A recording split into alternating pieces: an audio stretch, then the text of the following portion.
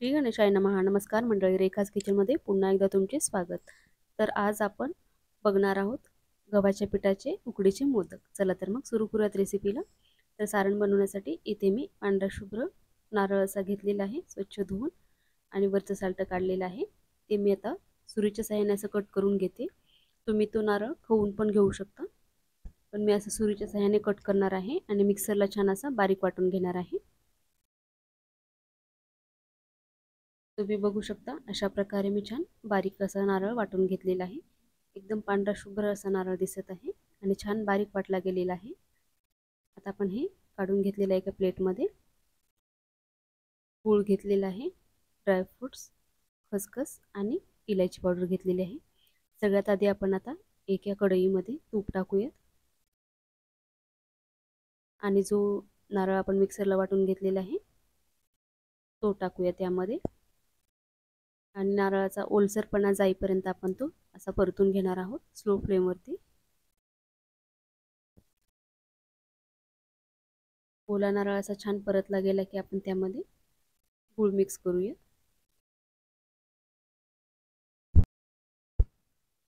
तर आता आपण नारळातला ओलसरपणा घालवलेला आहे. आता आपण त्यामध्ये गूळ टाकूयात आणि गूळ पण चांगल्या प्रकारे असा मिक्स करून घेऊया.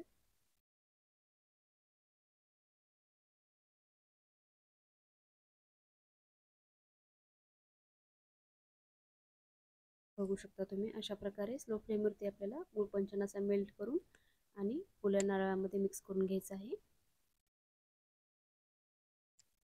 आपण यामध्ये ड्रायफ्रुट्स टाकूयात आवडीनुसार, ऑप्शनल आहे. आणि इलायची पावडर टाकलेली आहे आणि खसखस पण टाकूयात आपण. ॲक्च्युली खसखस सुरुवातीला टाकायची पण मी विसरली, त्यामुळे मी आता टाकत आहे.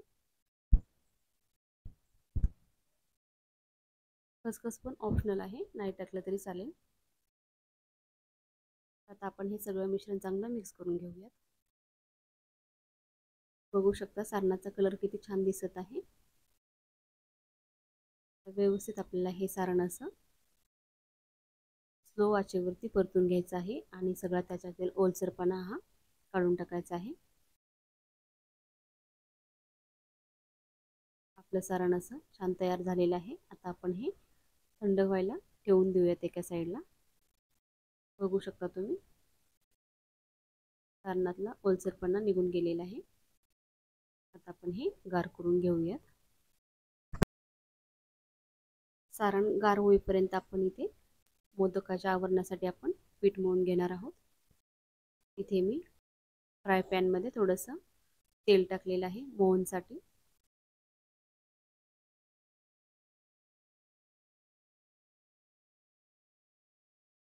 तेल चांगलं कडकडीत गरम झालेलं आहे. आपण गॅस बंद करूया आणि एका प्लेटमध्ये आपण गव्हाचं पीठ घेतलेलं आहे, त्यामध्ये थोडंसं मीठ टाकूया आणि हे जे तेल गरम झालेलं आहे ते आपण यामध्ये टाकून घेणार आहोत. बघू शकता अशा प्रकारे तेल छान कडकडीत गरम झालेलं आहे. आपण हे गव्हाच्या पिठामध्ये टाकून घेऊया आणि हे व्यवस्थित असं पिठाला लावून घेऊया. तेल थोडंसं गरम आहे, हलक्या हाताने थोडंसं मिक्स करते.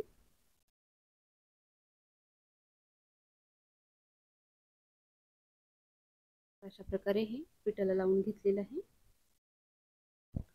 तेल चांगलं असं पिठाला लागलेलं आहे, बघू शकता. आता आपण अशा प्रकारे थोडं थोडं पाणी टाकून पीठ चांगलं मळून घेऊयात. पीठ जास्त पातळ पण नाही जास्त घट्ट पण नाही, तर आपल्याला व्यवस्थित मीडियम प्रमाणात पीठ हे मळून घ्यायचं आहे.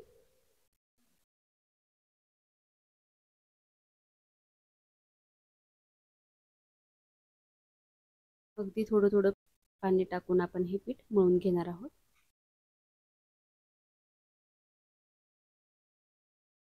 तर अशा प्रकारे आपलं पीठ चांगलं मळून झालेलं आहे, तुम्ही बघू शकता. अशा प्रमाणात आपल्याला पीठ मळून घ्यायचं आहे. इतपत घट्ट आपल्याला पीठ हे मळून घ्यायचं आहे. आपण 10 मिनिटानंतर मोदक बनवायला घेणार आहोत. बघू शकता एक अशी लाटी लाटून घ्यायची आहे आपल्याला.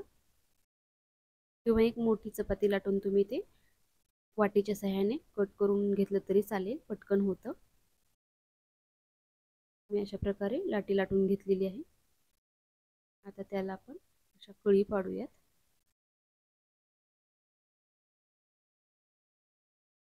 आज म्हणलं असं आपण कळी पाडून बनवून घेऊयात मोदक. त्या दिवशी मी साच्याच्या सहाय्याने केलेले होते उकडीचे मोदक.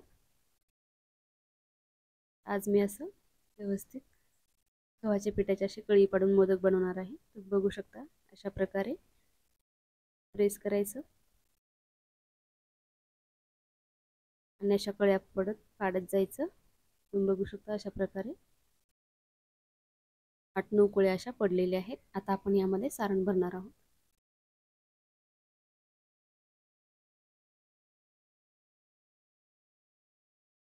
आणि आता आपण हे सारण भरल्यानंतर असं फोल्ड करूया आणि अशा प्रकारे थोडं थोडं हे करून प्रेस करून हे बंद करून घेणार आहोत. तुम्ही बघू शकता अशा प्रकारे. आणि आपण हे बंद करते थोडं थोडं असं आपली कळीची डिझाईन अशी दबली प्रेस होते.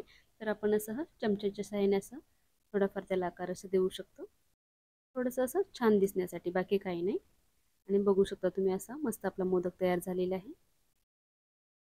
सेम याप्रमाणे मी आणखीन एक मोदक असं करून दाखवते. सेम अशी लाटी लाटून घेतलेली आहे आणि अशा सेम कळ्या पाडत जायचं आहे.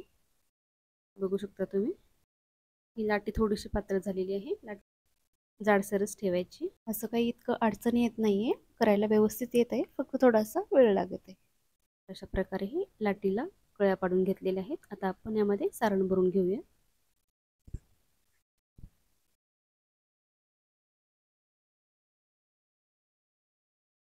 आणि हे हलक्या हाताने असं आपण प्रेस करून घेऊयात आणि हे बंद करून घेऊयात. असं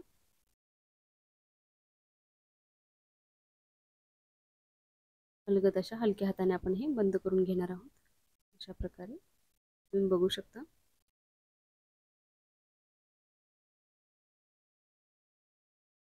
मस्त असा आपला हा मोदक बनलेला आहे. तुम्ही बघू शकता. याला पण थोडंसं मी असं चमच्याच्या सहाय्याने असं आकार देते, दिसायला असं आकर्षक दिसावं एवढंच, बाकी काही नाही. अशा प्रकारे माझ्या मुलाला तर हे मोदक खूप आवडले. तळलेल्या मोदकापेक्षा त्याला हे असे गव्हाच्या पिठाचे उकडीचे मोदक खूप आवडतात. त्यामुळे मी 2-3 प्रकारचे मोदक करत असते. मुलीला माझ्या उकडीचे मोदक आवडतात, मुलाला हे गव्हाच्या पिठाचे मोदक आवडतात, उकडीचेच. आता मी एका कढईमध्ये पाणी ठेवलेलं आहे आणि चाळणीला असं तेल लावून घेतलेलं आहे. त्यामध्ये हे मोदक मी आता उकडायला ठेवलेले आहेत. हे आपल्याला 10-15 मिनिटं उकडून घ्यायचे आहेत.